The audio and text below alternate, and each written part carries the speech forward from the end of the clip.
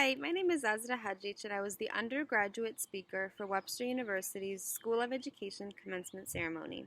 Unfortunately, due to weather conditions, our ceremony was cut short and I was unable to give my speech on May 9th. But I want to take this opportunity to share this inspiring message.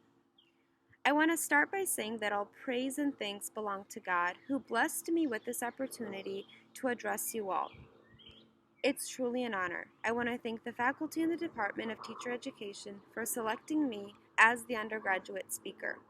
I am humbled and tremendously grateful to share this message with you, our future educators and leaders, family, friends, and faculty of Webster University. We've all learned by now that engagement is key to any lesson or presentation, so I want us to take a moment to thank our loved ones for being a source of love and support throughout our journey that led to this moment. Inspired by the honeybee. You all must be wondering what that means and how that has anything to do with our profession. You would be surprised at the lessons we can learn from the honeybee. I will now share 4 remarkable examples of how the honeybee can be a source of inspiration for us all. The example of the bee is like the example of an effective community. When a bee goes to a bed of flowers, it doesn't take from the flower that is immature or from the flower that has gone bad. That means they obtain their sustenance from fresh, clean, and pure sources. The first aspect highlighted here is that as educators, we can learn that every effective learning community aspires to achieve the highest standards by utilizing the best practices, strategies, and resources to gain the greatest growth. The second lesson we can learn from the honeybee is that it gives more than it takes. Bees eat the nectar and pollen from flowers, but in return, they give it life. Just like the bee, we all have relationships. Relationships with our students, our colleagues, and family and friends.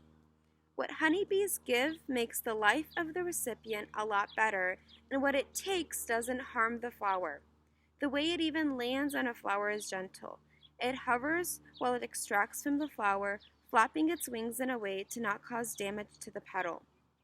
Now, what are we learning from this? No, I'm not saying we should hover over our students, but I am saying we need to consider what we're giving and taking from them. Good teachers are characterized by being caring, considerate, and flexible. Just like the bee's relationship with the flower, we should be considerate and reasonable. We should establish high expectations and create an environment that meets the needs of all learners. The third lesson we can take from the honeybee is their sense of community and teamwork. Bees do a dance, flapping their wings in a way that tells the other bees coordinates of where to find flowers. This can inspire us to collaborate with other educators and encourage cooperative learning in our classrooms. This will help us build an effective learning community and school environment of learners and colleagues working alongside each other for the greater good. The fourth lesson we can take from the honeybee is based on the way they move with humility. They have a mission but aren't arrogant in accomplishing it. Just like the honeybees heal the world through honey, humanity needs healing through education. Honey isn't created until a community of bees learn to live and work with one another. If our students, teachers, and colleagues learn to live and work together, we won't just benefit each other, we will begin healing mankind. When a bee eats, it produces life. Our profession can restore life, promote peace, develop character, and raise a generation of leaders that will heal humanity.